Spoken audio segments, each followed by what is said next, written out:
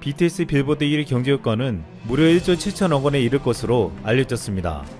이번 다이너마이트로 인한 직접적 매출 규모는 457억 원이었지만 이와 관련된 화장품, 식료품, 의류 등 연간 소비재 수출 증가 규모는 3,717억 원으로 추산되었습니다. 또한 이러한 수익에 대한 산업 연간 효과를 보면 생산 유발 효과는 1조 2,324억 원, 부가가치 유발 효과는 4,801억 원, 고용 유발 효과는 총 7,928명에 이르는 것으로 분석되었습니다. 또한 BTS뿐만 아니라 블랙핑크가 내놓은 아이스크림도 빌보드 싱글 13위를 기록했습니다. 블랙핑크도 최근 발표한 하이유 라이크 댓으로 K-팝 무비 최단기간 5억 뷰를 기록했고, 뚜뚜뚜뚜 뮤직비디오도 2년 2개월 만에 13억 뷰를 달성하며 K-팝 신기록을 세웠습니다. 오래전부터 K-팝을 중심으로 한 한류는 아시아와 유럽 및 남미까지 퍼지며 인기를 끌었지만 팝의 본고장인 미국까지 점령하며 과거와는 또 다른 양상을 보여주고 있습니다. 이런 와중에 한국의 K-팝을 따라잡겠다고 큰 소리를 치는 음악이 있습니다. 베트남의 V팝입니다. 이번 코로나 사태로 인해서 한국의 국민 감정을 악화시킨 베트남은 자신들의 V팝이 전세계에서 두각을 나타내고 있다고 홍보하고 있습니다. 일부 베트남 언론은 지난번의 승리 스캔들 이후 K-팝은 BTS, 블랙핑크 등 유명한 스타들의 영향력에도 불구하고 V팝이 K-팝을 능가할 가능성이 있다고 전망하기도 했습니다. 지난 4월 한 베트남인은 2020년 현재 한국에서 V팝 열풍이 불고 있으며 한국의 K-팝 가수들도 베트남어로 노래를 부르고 있다고 주장하기도 했습니다. 이런 주장에 우리 네티즌들은 어이가 없다며 V팝이란 건 처음 들어본다는 의견도 있었습니다. 그런데 베트남에서 이런 주장들이 나오는 근거가 있습니다. 실제로 V팝 가수들의 뮤직비디오가 1억회가 넘는 높은 조회수를 기록하기도 하고, 베트남 슈퍼스타 중 한 명인 손뚱은 한류에 영향을 받은 대표적인 해외 가수로 꼽히며 갱스터 랩을 대표하는 래퍼인 스눕독이 참여한 신곡 Give It To Me 뮤직비디오가 공개 3일 만에 4천만 뷰를 돌파할 정도로 화제를 모았습니다. 실제로 이 노래는 지난해 7월 한국 유튜브 급상승 동영상 1위를 차지하기도 했습니다. 이것을 가지고 베트남에서는 한국에서도 V팝이 인기를 끌고 있다고 주장한 것입니다. 하지만 손뚱이 스눕독과 만든 곡은 대부분 한국 사람이 만든 것으로 알려졌고, 한국 유튜브 인기 순위에서 잠시 등장했다가 사라졌습니다. 베트남 가수 미땀도 2018년 빌보드 차트 탑10에 올라 화제가 되기도 했는데, 이 노래도 작곡가 조성진이 프로듀싱한 것으로 알려졌습니다. 조성진 작곡가는 90년대 잭스키스의 컴백, 핑클의 영원한 사랑을 작곡한 국내 히트 작곡가였습니다. 베트남 언론은 미땀이 V팝 여왕으로 거듭날 수 있었던 것은 프로듀서인 조성진 작곡가의 영향력이 컸다며 K-팝 한류의 인적 시스템과 문화적 특성을 기반으로 잘 만들어진 케이스라고 극찬했습니다. 결국 외국에 알려진 V팝은 대부분 한국 아티스트들의 도움을 받거나 영향을 받은 결과물들이었습니다. V팝은 동남아시아 중에서 K-팝의 영향을 가장 많이 받으며 새롭게 급부상하고 있다고 말하고 있지만, 벌써부터 K-팝을 따라잡는다는 말은 많은 이들의 실소를 자아내게 하고 있습니다. 중요한 것은 실제로 한국에서는 V팝은 전혀 생소하다는 것입니다.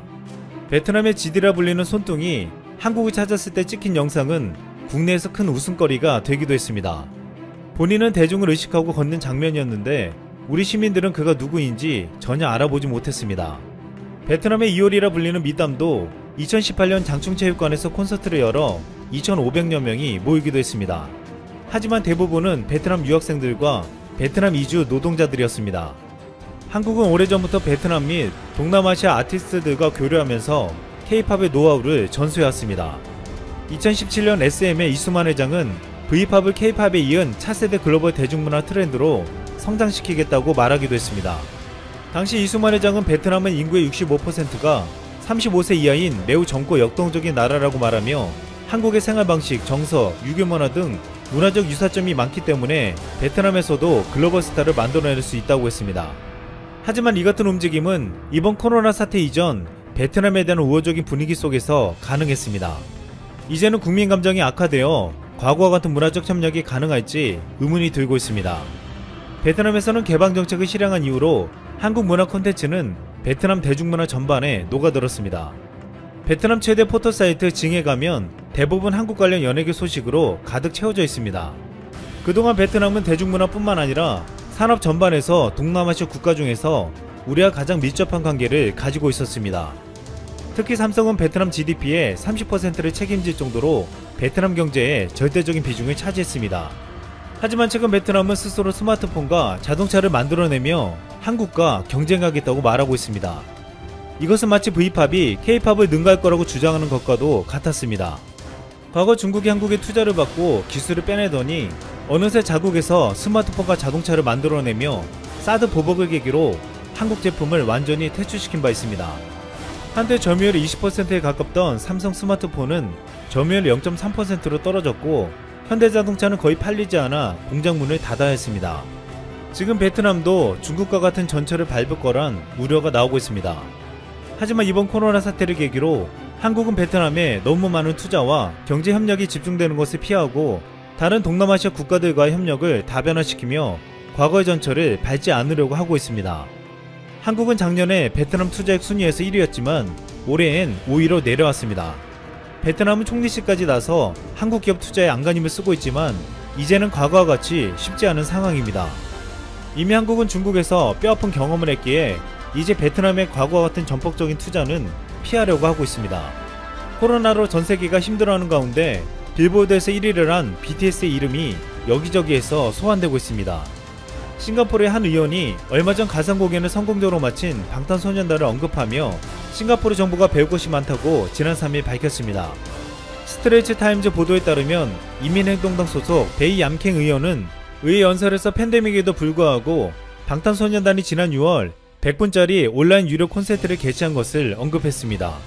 베이 의원은 방탄소년단의 콘서트는 작은 공연장에서 스트리밍 중계됐지만 5만석 규모의 경기장에서 15회차례 공연된 것과 맞먹는 시청률 수익을 거둔 점을 강조했습니다. 그러면서 싱가포르 정부가 더 좋은 인프라에서 공연을 허용해줄 것을 촉구하고 기업들은 코로나 속에서도 혁신을 추구할 것을 당부했습니다. 실제로 방탄소년단의 6월 온라인 유료 콘서트는 107개국에서 75만 6천 명이 시청했으며 2,600만 싱가포르 달러, 하나로 약 227억 원의 수익을 거뒀다고 스트레이트 타임즈는 전했습니다. 싱가포르는 한때 방역 모범국으로 손꼽혔지만 외국인 노동자의 급격한 감염 확산으로 위기를 겪었습니다. 싱가포르는 이달 들어 하루 확진자 수가 40명대를 유지하면서 진정 국면에 들어갔지만 실업이 크게 증가하며 막대한 경제적 피해를 입을 수밖에 없었습니다. 의회에서 실업률 문제로 경론이 일어나자 싱가포르 노동부 장관은 내국인들을 돕기 위해 최선을 다하겠다며 감정이 격해져 눈물을 보이기도 했습니다. 싱가포르 리센룽 총리는 코로나로 인한 침체된 경제 환경에서도 여러 외국 기업들이 싱가포르에 관심을 표명했다면서 성공적으로 외국 기업을 유치할 경우 일자리 창출에 도움이 될 것이라고 말했습니다. 그러면서 그 대표적인 예로 현대자동차가 싱가포르에 설립할 전기자동차 공장을 꼽았습니다. 싱가포르 총리가 외국 기업 투자 유치의 성공 사례로 한국 기업을 언급한 것은 싱가포르에서 차지하는 한국 기업의 유상을 보여주는 일이었습니다. 지금 이렇게 싱가포르는 코로나 위기를 극복할 방법을 모색하면서 정치인들이 한국의 기업과 BTS를 언급하며 국민들에게 희망의 메시지를 던지고 있습니다. 이렇게 BTS가 전세계 음악 팬뿐만 아니라 정치인들에게까지 주목을 받고 있는 가운데 빌보드 1위의 기쁨을 안긴 다이너마이트의 BTS 안무가 화제가 되고 있습니다. 뮤비에서 정국은 펑크와 소울로 이 도시를 밝혀라며 스킨을 손에 붓고 양손으로 비벼 얼굴에 바를까 말까 하는 동작을 하는데 거울 속 자신을 보며 자아도취에 빠진 표정이 핵심이었습니다. 그런데 이 안무가 2013년 무한도전에서 노홍철이 선보인 일명 스킨 바를까 말까 동작과 같다는 것이었습니다. BTS는 이 안무가 노홍철을 따라한 것이 맞다며 자신들 사이의 유행이었고 뮤비에서 장난스럽게 했는데 이것이 실제 담길지 몰랐다고 했습니다. 그러면서 재밌는 건 해외 팬들은 정국이 양손을 비비는 동작을 보며 코로나 시대에 손을 잘 씻자는 공익성 메시지로 받아들였습니다. 이미 BTS가 마스크를 쓰고 나오자 WHO 총장이 BTS가 세계 본보기라며 마스크를 써달라고 요청한 적이 있었기에 코로나 시대의 BTS의 영향력은 이런 해프닝까지 생길 정도로 큰 힘을 발휘하고 있습니다. 노홍철은 2012년 빌보드 싱글 핫백에서 2위를 차지한 싸이의 강남스타일 뮤직비디오에도 등장한 바 있었습니다. 그런데 이번 BTS 뮤비에도 또다시 거론되며 이제 팬들 사이에서는 빌보드를 공략하려면 노홍철을 섭외하라는 말까지 나오고 있습니다. 큰 이슈가 되었었습니다. 당시 현대 글로비스 소속 자동차 운반선인 골든 레이오가 자동차 4,000대를 싣고 가다가 미 동부 해안선에서 전복됐습니다. 해당 지역 언론에서 크게 보도가 된 것은 전복된 배 안에 선원들이 못 빠져 나오고 있어서였습니다. 미국 해안 경비대까지 투입되어 배 일부를 절단하고 나서야 한국인 선원 4명을 41시간 만에 구조했습니다. 또한 차량 7,400여 대까지 적재 가능한 골든 레이오의 크기도 매우 컸기 때문에 좌초 시 환경에 영향이 클 것이라는 추측도 미국 관계당국을 긴장시키기도 했습니다. 그런데 1년이 지난 지금 현대 글로비스의 골든 레이오가 오히려 네티즌들에게 일정 부분 칭찬을 받고 있으며 일본은 초조해하는 국면도 나오고 있다는데요. 미국 현지에서 1년 만에 골든 레이오가 해체되기로 했다는 소식이 들려오면서 당시의 사고 상황과 더불어 한일 간에 어떠한 점으로 주목받는지 살펴보겠습니다. 우선 골든 레이오가 미국 동부해안에 침몰될 당시 많은 이들은 해양 오염을 극도로 우려했습니다. 혹시나 선체가 파손되어서 기름이 새어 나오면 상상할 수 없는 피해가 예상되기 때문입니다. 게다가 이곳은 미국 바다입니다. 미국은 과거 멕시코만의 원유 시추 시설인 딥워터 허라이즌 기름 유출 사고로 인해 엄청난 피해를 입게 되었고, 영국 최대 석유사인 BP는 24조 원을 미국 당국에 배상하기도 했습니다. 또한 미국에서 자동차 판매가 잘 되고 있는 현대차 브랜드가 침몰 사고에서 피해를 준다는 것도 신경 쓰이는 문제라 어떻게든 기름 유출은 막아야 했던 것입니다. 당시 30만 갤런의 연료를 싣고 있던 골든 레이오는 다행히 좌초되고 연료 유출이 없었고, 관계 당국과 현대 글로비스는 최대한 신속하게 연료를 빼냈습니다.